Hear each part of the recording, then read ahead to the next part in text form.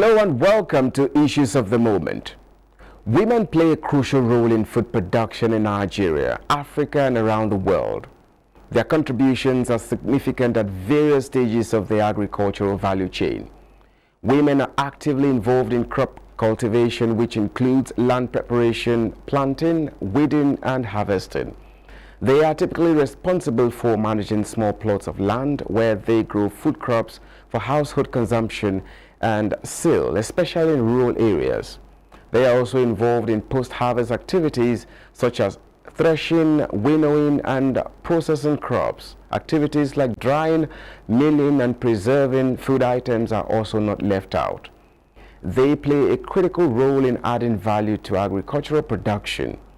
Despite all this, women also face numerous challenges such as neglect in the sharing or distribution of farming inputs by the governments, access to land and finance, among others. In this edition of Issues of the Moment, we will be discussing the impact of women in agriculture in meeting the national food security. My name is Justin Bemunyi and I welcome you to the program, and you will meet my guest in a moment.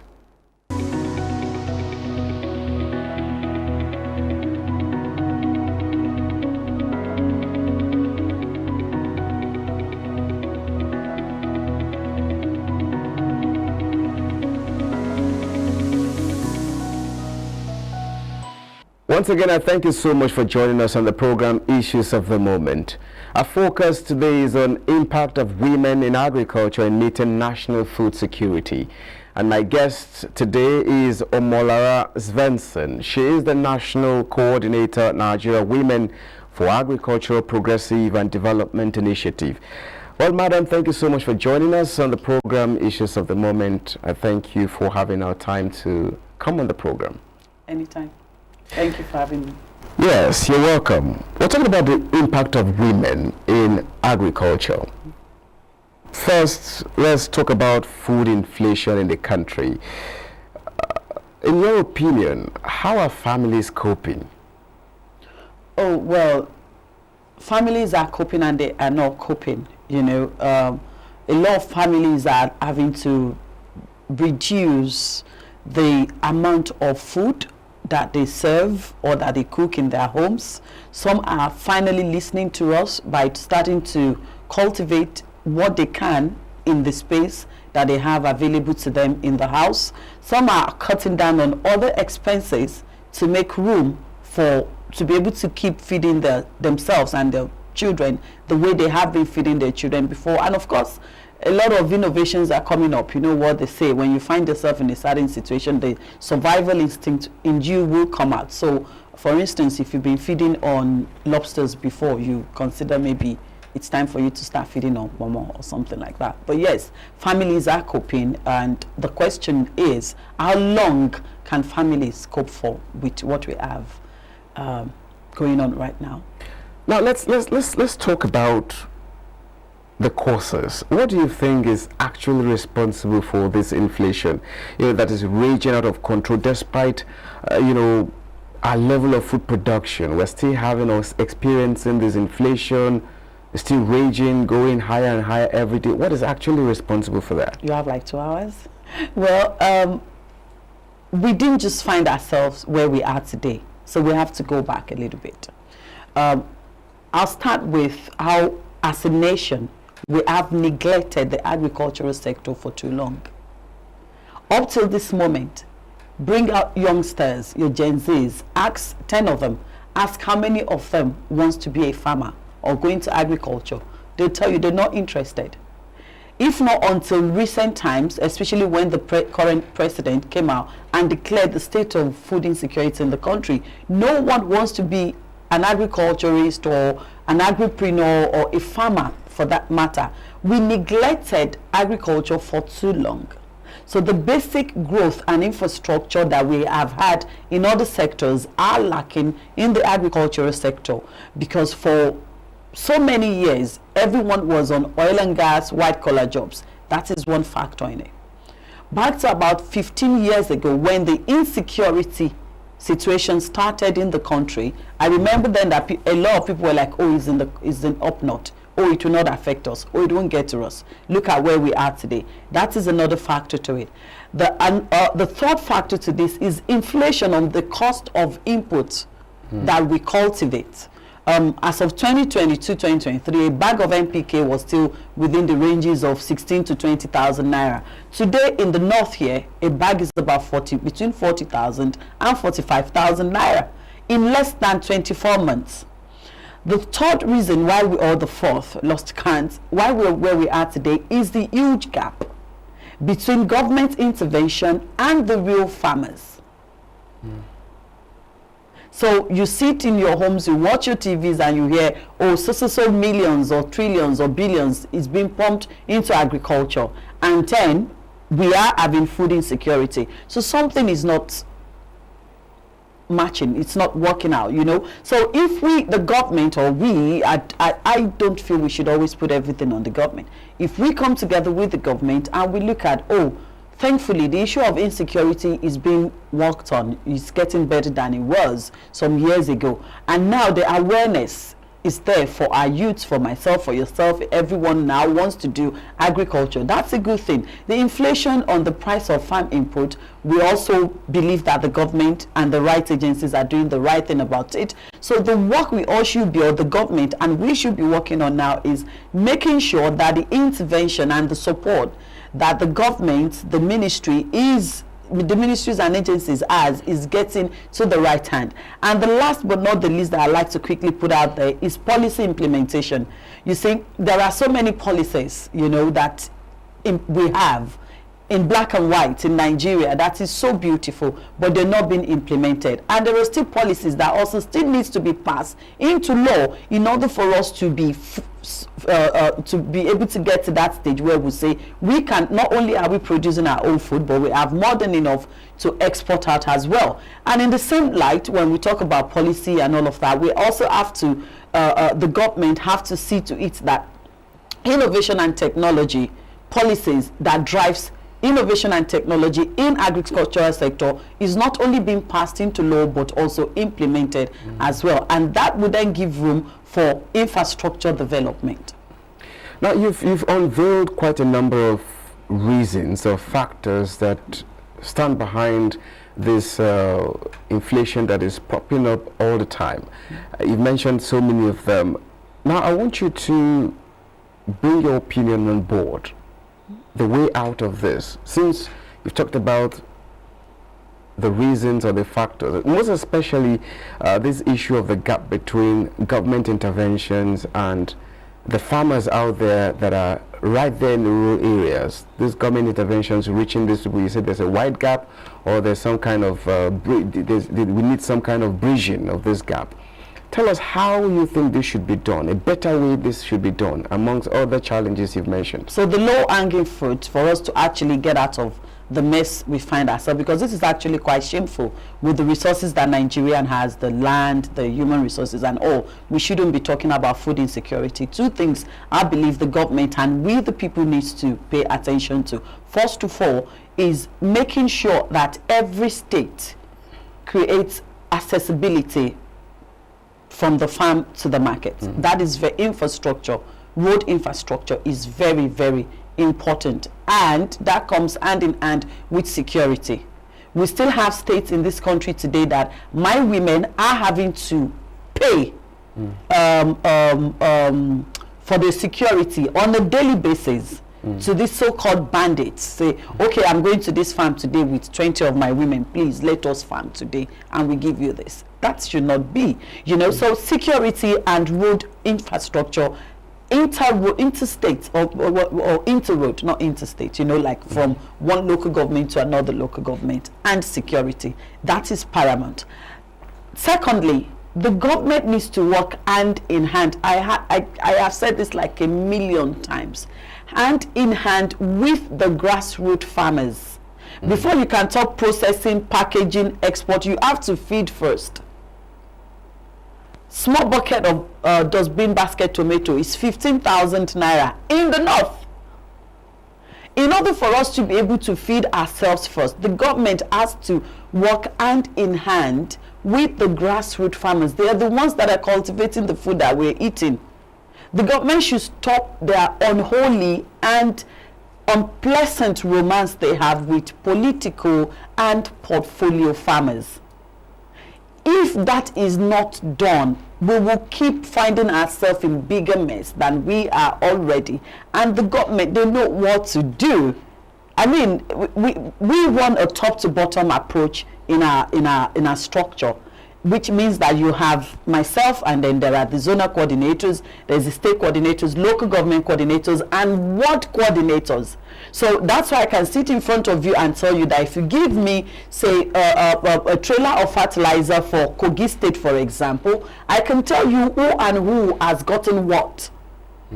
Because we have a top to bottom and bottom to top approach. It goes from my office to the zonal office to state to local government to ward, you know, and then we have our ward numbers. So if government really uses this approach that we are using and is working for us, yes, this support and this help, the inputs, the empowerment, it gets to the right people. And the beautiful thing about this is, when farmers have the inputs, they farm. And when they farm, they can't consume this food themselves. There will be more than enough for us to buy in the markets. So security, road infrastructure, make sure your intervention and empowerment and support is getting directly to the real farmers. These are the three major steps we need to fix. Once this is fixed, I promise you, your beans will come back to 400 naira per model. Now, we're looking closely at the grassroots farmers out there. Now, the women, look at the role of the women in food production. As in, how is the experience like? Let's zero it down to the women. Well, when you say grassroots farmers, it's basically women you're talking about. You know, because whichever way you want to look at it, nationwide, women constitute over 75–80% of the workforce in agriculture.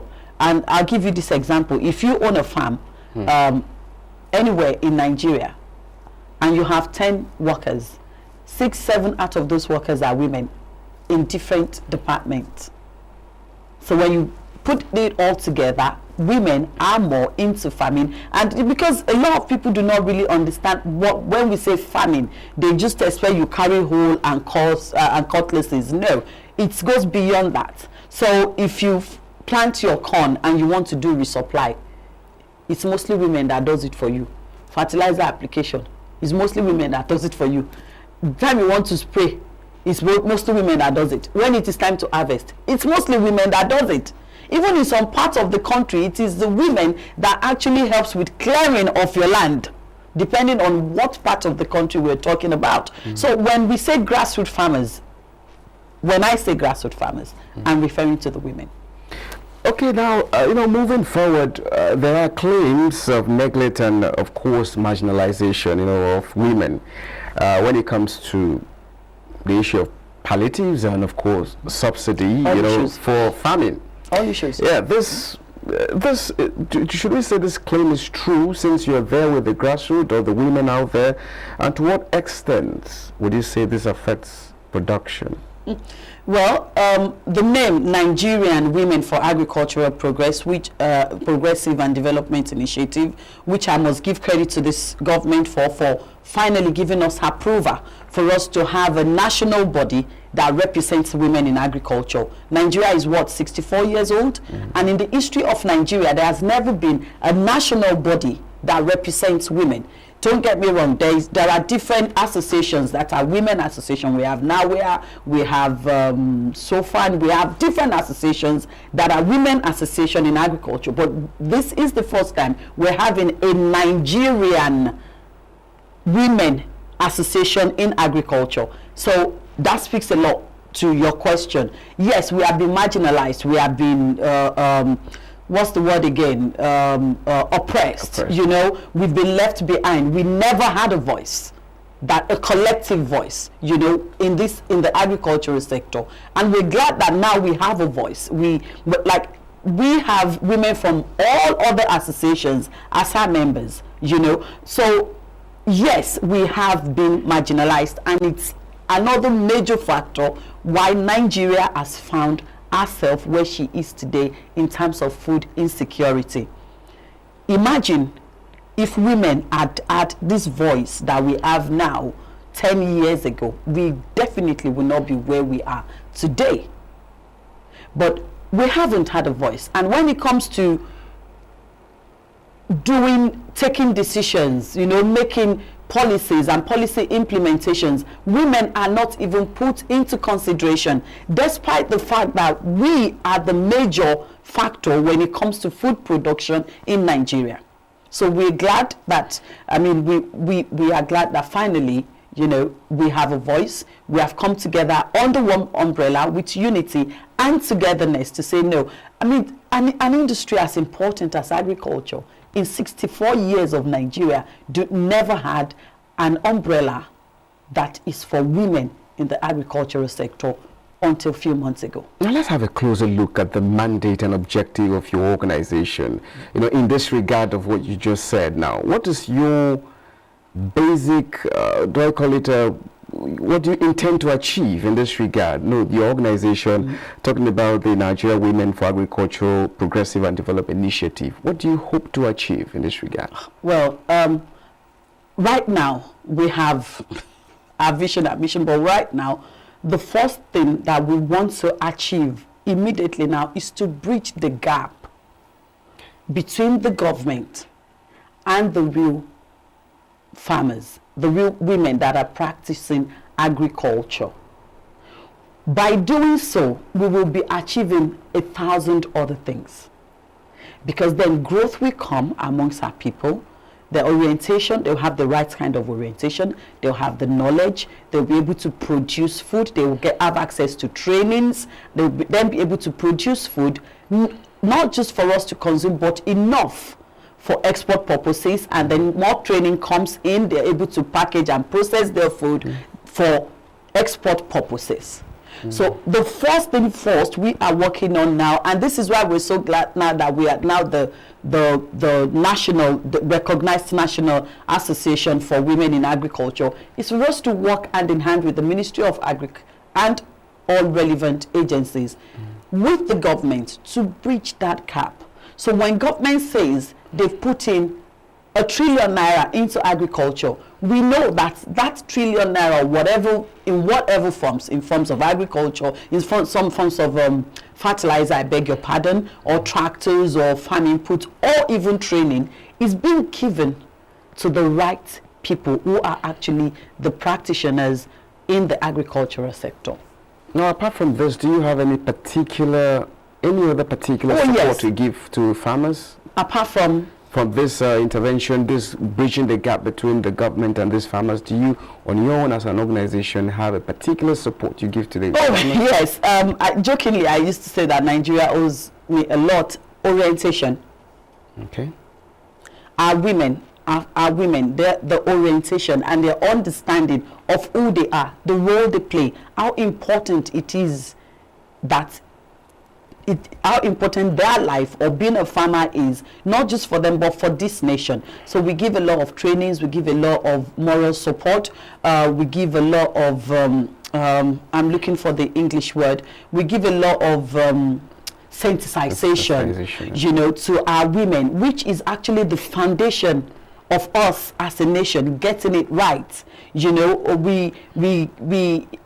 The problems are there's a lot of nitty-gritty in them, that if we do not reorient our women to be able to learn, unlearn, and relearn a lot of things, even when this support comes from the government and it gets to them, we will not be getting the maximum result that we're to get from them. So these are all the things that we work on, or that we're doing for our members, and we're working with a lot of international agencies in terms of training. We've just concluded a training and in the north, central and southwest. Now we're moving to southeast and northwest, so a whole lot of things that we are doing to help our women be a better version of themselves, and by so doing produce enough food for us to consume as a nation and also for export purposes. But before I just let you go, what would be your final word, your final message, to government on the other side and to farmers on the other side, as it involves achieving food security for the nation? Okay, so there is one part you missed out. I'd like to talk to all Nigerians. Okay. you can farm what you eat. Basic staple food that you eat in your house as a Nigerian, you can, if not all, depending on the size of your family, some basic thing. Everybody is a farmer. The existence and sustenance of human race is based on agriculture. Full stop. Nothing else. So as a person, as a Nigerian, you need to change your orientation and your approach to agriculture. That is one. To my women, we will get there. It's difficult. We're struggling. We're toiling. We're fighting for our families, for our nation. But we will get there. And we're on the right path because now we have a voice. We never had a voice before. Now we have a voice and we work hand in hand with the government. And to government, for us to, there's so much I want to say to the government, but right now we need to eat first because it's now affecting everybody. Please stop the unholy romance between the political and portfolio farmers. Do the needful, work with us so that we can work together with you to get to our grassroots farmers, and by so doing, there will be food on the table of everyone. My people will say, thank you. Well, thank you so much, Madam. Thank you for your time with us on the program Issues of the Moment. We can next time. Exactly. Give me like an hour. Yeah, sure. We're going to appreciate you enough for finding out time to come out of your tight schedule. Thank you. We appreciate you. Thank you so much for coming. Thank you for having me. Yes. Yeah. Well, this is Issues of the Moment, and our focus has been on impact of women in agriculture in meeting national food security. And my guest has been OMOLARA SVESSON. She has been the National Coordinator, Nigeria Women for Agricultural Progressive and Development Initiative. I want to thank you so much for your time with us, and this is where the program ends. My name is Justin Bemunyan. We say bye for now.